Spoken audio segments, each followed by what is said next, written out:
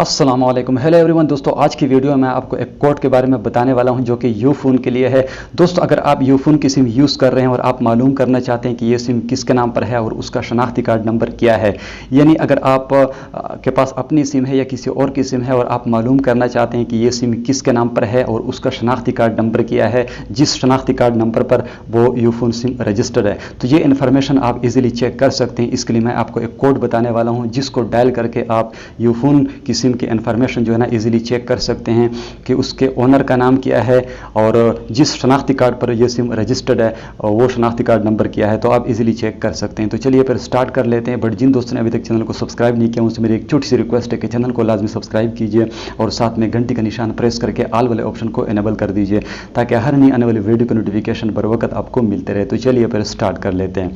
तो दोस्तों अगर आप भी ये इन्फॉर्मेशन चेक करना चाहते हैं तो इसके लिए आपने मोबाइल के डायलर को ओपन कर देना है और यहाँ पर आपने कोड डायल करना है अपनी यूफोन की सिम से *336#। ये आपने अपनी यूफोन की सिम से डायल कर देना है। ये कोड आप बिल्कुल देख सकते हो *336#। यहाँ पर आप देख सकते हो जो पहले वाला ऑप्शन आपको दिखाई दे रहा है अकाउंट डिटेल, यहाँ पर आपने एक से जो है ना रिप्लाई देना है। यहाँ पर मैं 1 इंटर करके आपने जो है ना सेंड कर देना है।